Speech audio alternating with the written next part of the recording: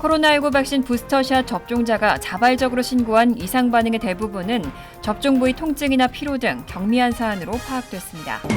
뉴욕시 공립학교 교사와 교직원을 대상으로 한 코로나19 백신 접종 의무화 조치를 두고 항소법원이 일시 중지를 해제하는 판결을 내렸습니다.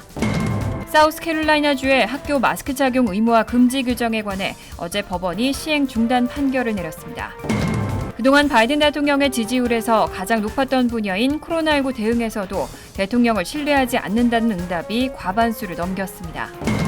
세계 최대 동영상 공유 플랫폼 유튜브가 코로나19를 비롯한 백신에 대한 가짜뉴스와의 전쟁에 나섰습니다. 이상은 이 시각 주요 뉴스입니다.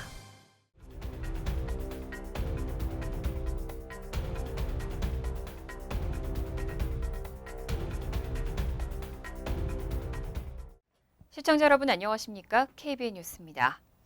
코로나19 백신 부스터샷의 접종이 진행되고 있는데요. 접종자가 자발적으로 신고한 이상 반응의 대부분은 접종 부위 통증이나 피로 등 경미한 사안으로 파악됐습니다. 질병통제예방센터는 어제 보고서를 통해 지난달 12일부터 이달 19일까지 2차 접종을 마치고 추가로 백신을 맞은 부스터샷 접종자 가운데 자발적으로 이상 반응을 신고한 22,191명을 대상으로 한 분석 자료를 공개했습니다. 신고자 22,191명 가운데 71%는 접종 부위 통증을, 56%는 피로를, 43%는 두통을 겪었다고 신고했습니다. 접종 이후 입원한 인원은 13명으로 집계됐고 입원에 이르게 된 사유는 해당 조사에서 확인되지 않았습니다. 얀센 백신으로 최초 접종을 진행했거나 얀센 백신으로 부스터샷을 접종한 200명 미만의 소수를 제외하고 99%가량은 2차 접종을 시행했던 화이자 모더나 백신으로 3차 접종을 받은 것으로 파악됐습니다. 이번 신고는 부스터샷 접종 당일부터 7일 사이에 이뤄졌습니다. 한편 건강진단 설문을 완료한 12,591명 가운데 각각 국소, 전신 반응이 있었다는 비율은 79.4%, 74.1%로 2차 접종 후 반응 신고 비율 77.6%, 76.5%와 큰 차이가 없었습니다. 이를 근거로 CDC는 부스터샷 접종 후 이상 반응 발생 상황이 예상 범위 내라는 것을 보여준다고 밝혔습니다. 로셸 월렌스키 CDC 국장은 신고된 이상 반응의 종류와 빈도가 2차 접종 후 반응과 유사하다면서 대부분 경미하고 오래 지속되지 않았다고 설명했습니다. 뉴욕시 공립학교 교사와 교직원을 대상으로 한 코로나19 백신 접종 의무화 조치를 두고 항소법원이 일시 중지를 해제하는 판결을 내렸습니다. 접종 의무화 조치는 예정대로 시행되는데 다만 일정이 조금 조정됐습니다. 공립학교 교사나 교직원들은 오는 10월 1일 금요일 오후 5시까지 최소 1회차 백신을 맞아야 합니다. 지난 27일 맨하튼의 연방 제2순회 항소법원은 뉴욕시 교사와 교직원을 대상으로 한 백신 접종 의무화 시행에 대한 일시 중지를 해제하는 판결을 내렸습니다. 이에 따라 접종 의무화 조치는 예정대로 시행됩니다. 다만 지난 27일까지 접종 증명서를 제출해야 하던 것에서 일정이 조정됩니다. 빌 드블라지오 뉴욕시장은 27일 공립학교 교사와 교직원들은 오는 금요일인 10월 1일 오후 5시까지 최소한 1회차 백신 접종을 받아야 한다고 말했습니다. 그렇지 않을 경우 일을 잃게 될 것이라고 덧붙였습니다. 백신 접종을 받지 않을 경우 무급 휴직에 들어가야 한다는 의미입니다. 하지만 백신 의무화에 대해 이의를 제기했던 원고 측이 상급법원에 상고를 제기할 것으로 알려졌기 때문에 추후 법적 분쟁이 재현될 가능성이 큽니다. 여전히 일부 미접종 교사와 교직원들은 백신 접종을 거부하는 개인적인 이유가 있을 수 있다면서 반발하고 있습니다. 또 타부서 시 공무원들은 백신 접종 대신 주간 코로나19 진단검사가 허용된 반면에 교사와 교직원들은 진단검사 옵션이 없는 데 대해 형평성 문제도 제기됐습니다. 교사 노조 측은 이번 조치 시행이 교사 부족을 초래할 수 있다면서 우려하고 있지만 드블라지오 뉴욕시장은 준비가 돼 있다고 밝힌 바 있습니다. 현재까지 11,000명의 대체교사 인력이 현장 투입 가능한 상태인 것으로 전해졌습니다. 미접종 교사와 교직원은 약 10,000명 선으로 파악됐습니다. 사우스캐롤라이나주의 학교 마스크 착용 의무화 금지 규정에 관해 어제 법원이 시행 중단 판결을 내렸습니다. 담당 판사는 마스크가 학생들을 위한 최소한의 필요 조건이고 그래야 자유롭게 공립교육을 누릴 수 있다고 판결했습니다. 지난 8월 장애아동 부모들은 미국 시민자유연맹의 도움을 받아 사우스캐롤라이나주를 상대로 소송을 제기했습니다. 부모들은 학교 마스크 착용 의무화 금지는 건강이 취약한 학생들이 코로나19 사태 동안 공립학교에 다닐 수 없도록 차별하는 것이라고 주장했습니다. 헨리 맥메스터 주지사와 공화당 입법자들은 학생들의 마스크 착용 여부는 학교가 아닌 부모가 결정할 사항이라며 학교 마스크 착용 의무화 금지를 강력히 지지해왔습니다. 하지만 메리 가이거 루이스 지방법원 판사는 주 예산에 편성된 1년간 마스크 착용 의무화 금지 규정 시행을 중단시켰습니다. 루이스 판사는 학생이 학교에 갈 필요가 있다는 것에는 논란의 여지가 없고 학생들은 이를 허용하는 어떠한 합리적 시설이라도 받을 권리가 있다며 그 누구도 장애아동 수용을 위한 마스크 착용이 과한 부담이라는 것을 합리적으로 주장할 수 없다고 판결했습니다. 이어 학교 마스크 착용 의무화를 교내 휠체어 전용 경사로 설치와 비교하며 마스크는 장애 학생을 위한 최소한의 필요 조건이고 그래야 자유롭게 공립교육을 누릴 수 있다고 덧붙였습니다. 또 자신의 판결이 연방 반차별법을 따랐다고 설명했습니다.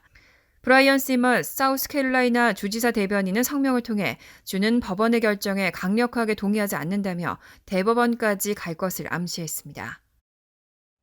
유나이티드 항공이 코로나19 백신을 접종하지 않은 600여 명의 직원들을 해고하는 절차에 착수했습니다. 다만 종료 미팅이 열리기 전까지 앞으로 며칠 동안 해당 직원들이 백신을 접종하면 일자리를 유지할 수 있는 기회를 부여하겠다고 밝혔습니다. 유나이티드 항공은 주요 항공사와 대기업들 가운데 처음으로 백신 접종을 의무화했습니다. 유나이티드 항공의 전체 직원 수는 6만 7천 명입니다.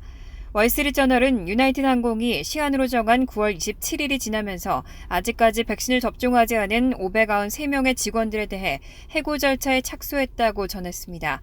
다만 항공사 측은 종료 미팅이 열리기 전까지 앞으로 며칠 동안 백신을 접종하는 직원들에 대해서는 일자리를 유지할 수 있는 기회를 부여하기로 했습니다. 스캇 커비 유나이티드 항공 최고 경영자와 브렛 하트 사장은 직원들에게 보낸 이메일에서 일부 직원들이 이 결정을 꺼리는 것을 알고 있다며 하지만 백신을 접종함으로써 여러분들 가운데 일부는 사망이나 병원 입원을 면할 수 있다는 것을 알아야 한다고 말했습니다. 앞서 유나이티드 항공은 종교적 의학적 이유로 백신 접종이 면제된 직원들은 다음 달부터 임시 휴직해야 한다고 밝혔습니다. 종교나 의학적 이유로 백신 접종이 면제된 직원들은 2,000명에 달합니다. 항공사는 당초 오는 2일부터 이들 직원들에게 무급 휴가를 적용할 계획이었지만 오는 15일로 적용 시기를 연기했습니다. 한편 항공사 직원 6명은 백신 접종 의무화에 반발해 텍사스주 법원에 항공사를 상대로 소송을 제기했고 첫 심리는 다음 달 8일 열립니다. 델타 변이 확산으로 인한 코로나19 유행이 끝나지 않고 있는데요.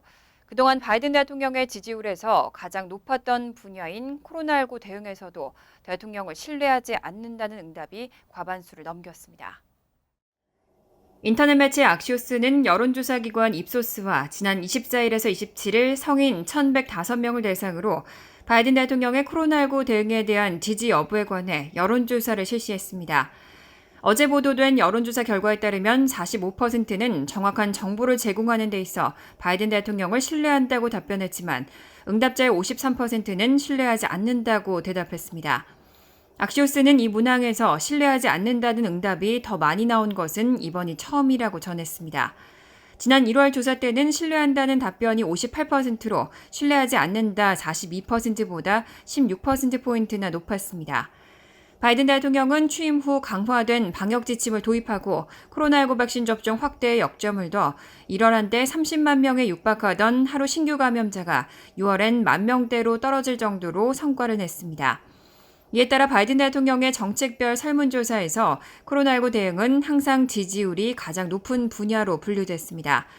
하지만 백신 거부자가 상당해 접종률이 정체 상태를 맞고 델타 변이 확산에 따라 다시 하루 확진자가 10만 명 안팎으로까지 치솟으면서 상황이 달라졌습니다.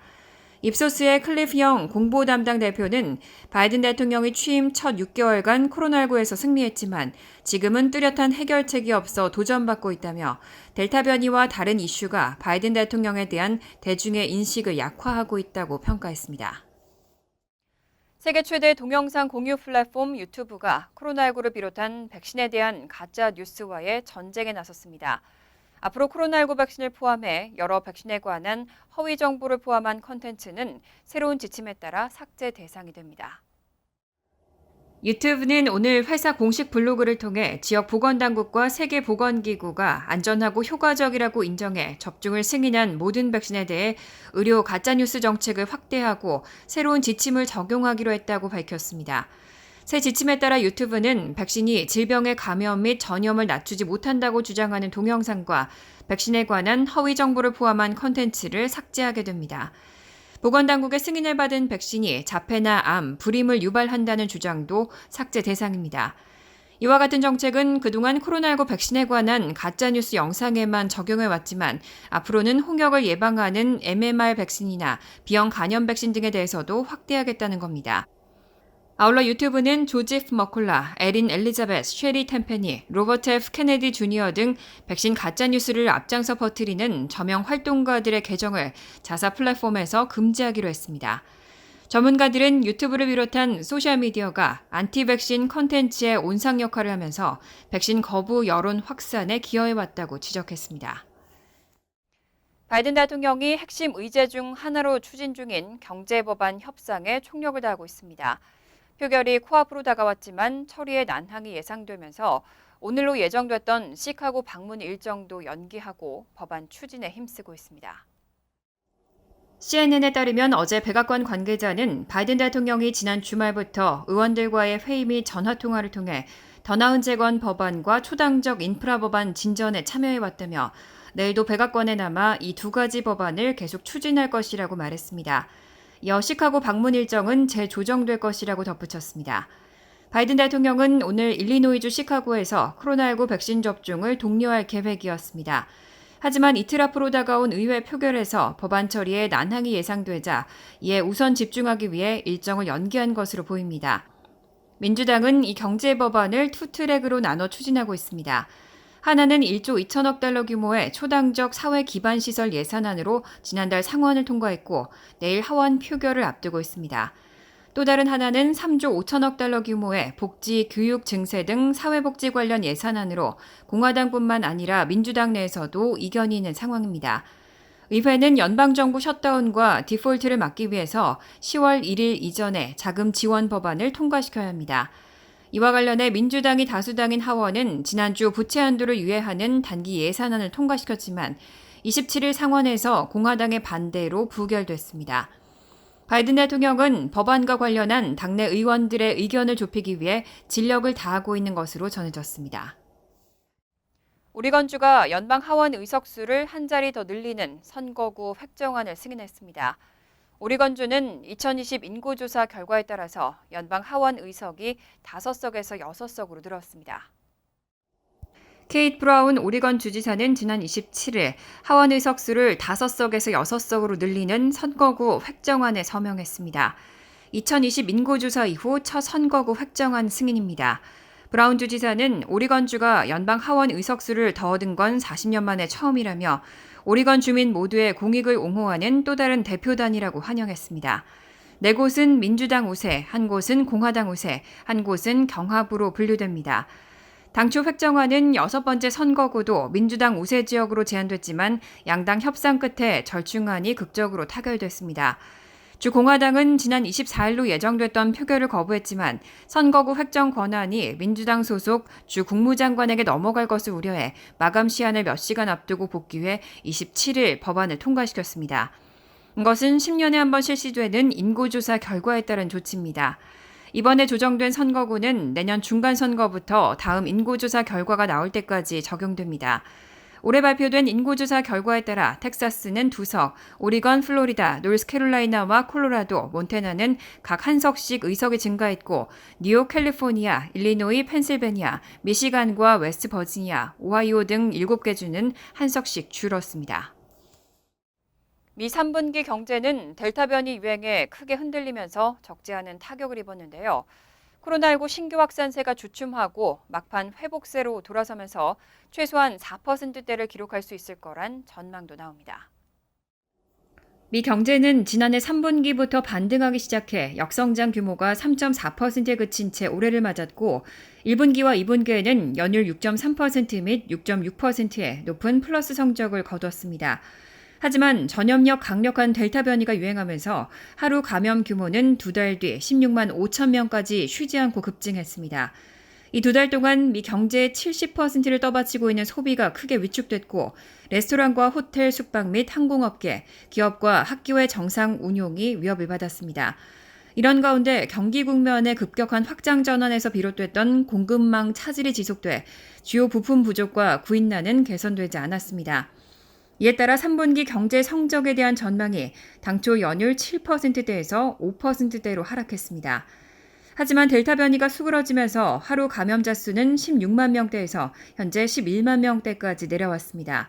이 한 달이 채 안 되는 기간에 소비 위축은 바닥을 찍고 다시 살아나는 기운이 감지되고 있습니다. 9월로 끝나는 3분기 성장률은 10월 28일 속보치가 발표됩니다. 월스트리트저널은 소비 반전 기간이 짧은 탓인지 3%대까지 추락했던 전망치가 어느 정도까지 오를지 명확하게 말하지 못하고 있지만 문맥상 최소한 4%대를 예상할 수도 있어 보입니다.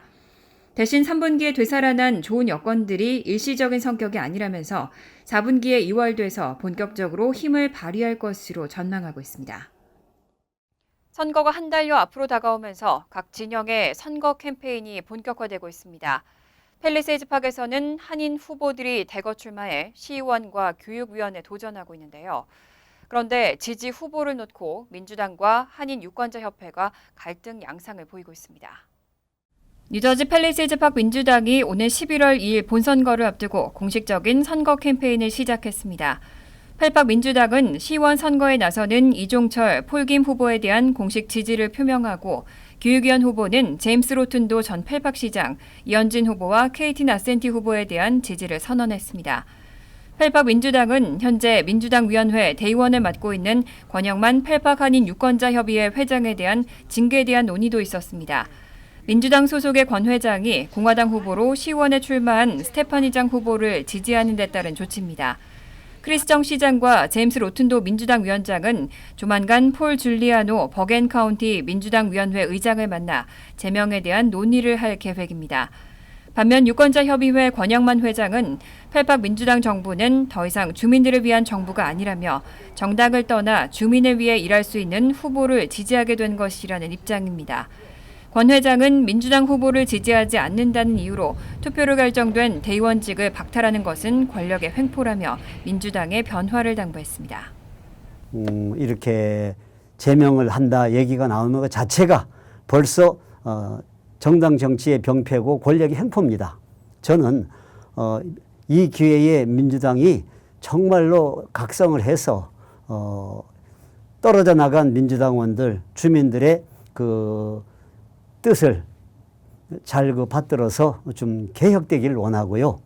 유권자협의회는 이번 선거에 시의원은 스테파니장 후보를 그리고 교육위원은 민은영, 신창균, 정수진 후보를 공식 지지한다고 밝혔습니다. 간추린 소식입니다. 더불어민주당 이영석 의원은 지난 27일 재외국민이 우편이나 팩스를 이용해 투표할 수 있는 공직선거법 일부 개정 법률안을 대표 발의했다고 밝혔습니다. 개정 법안은 거동이 불편한 재외 유권자나 재외 투표소에서 멀리 떨어진 곳에 거주하는 유권자, 재난 등으로 투표소 투표가 어렵다고 인정되는 경우 우편 투표와 팩스 투표를 허용하는 내용을 담았습니다. 특히 지난해 국회의원 선거 선원 투표에서 활용한 온라인 웹사이트를 활용한 전자 팩스 방식을 재외 선거에 도입하자고 제안했습니다. 현재 한국 국회에는 우편 투표 및 투표소 확대 관련 개정 법안 총 6개가 발의돼 있습니다. 2021 세계 한인회장대회가 오늘 10월 4일부터 7일까지 서울에서 열립니다. 올해 행사는 코로나19 방역을 위해 현장 개막식과 온라인 생중계 온-오프 방식으로 진행됩니다. 올해는 하나된 동포, 더 강해진 대한민국을 주제로 68개국 한인회장 315명이 온-오프라인으로 참가합니다. 4일 개막식은 서울 그랜드 워커힐 호텔에서 열리고 온라인으로 생중계됩니다. 대회 기간 미국, 중국, 일본, 캐나다 등 10개 지역별 현안 토론, 한인회 운영 사례 발표, 정부와의 대화, 유공자 정부 포상 등이 진행됩니다. 소니아리 미 의회 도서관 한국과 수석 사서는 다음 달부터 2024년 9월까지 3년간 도서관이 소장한 모든 북한 잡지에 대한 디지털화를 진행한다고 밝혔습니다. 1965년 이후 발간된 북한 정기 간행물 180종 11,100권이 대상으로 도서관은 1948년부터 1964년 간행된 북한 자료 132종 3,987권은 이미 디지털화해 웹사이트에 공개하고 있습니다. 이번 작업이 완료되면 도서관이 소장한 1948년 이후 북한 자료 총 312종 14,087권을 웹사이트를 통해 누구나 접근할 수 있게 됩니다. 뉴욕시 의회는 지난 24일 뉴욕시가 앞으로 디지털 신분증을 현재 운전면허증과 같은 효력으로 사용할 수 있도록 하는 조례 제정에 대한 공청회를 개최했습니다. 시의회 기술위원회가 개최한 공청회에서는 디지털 신분증의 효력과 사용에 관련해 디지털 신분증만 있으면 시정부 인허가 부서는 물론 경찰, 법원 등 사법기관 업무를 볼 때도 전혀 지장이 없도록 하는 내용도 논의됐습니다. 하지만 일부 의원과 전문가들은 디지털 신분증은 출입과 확인 기록이 영구적으로 남는 등의 특수성으로 사생활이 침해될 가능성이 높다며 대책 마련이 우선돼야 한다는 입장을 밝혔습니다. 환율과 증권 소식입니다.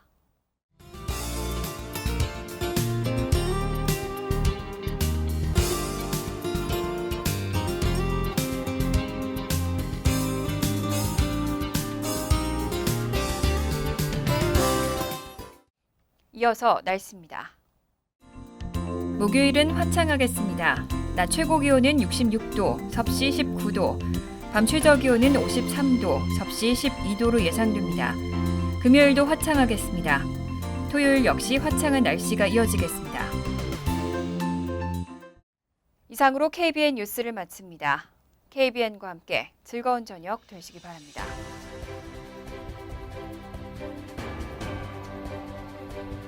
미 동부 최대 한인방송 KBN이 제작하는 KBN 뉴스는 웹사이트 mykbn.com 그리고 유튜브와 페이스북에서 다시 보실 수 있습니다. 좋아요, 구독, 알림 설정은 뉴스 제작에 큰 도움이 됩니다.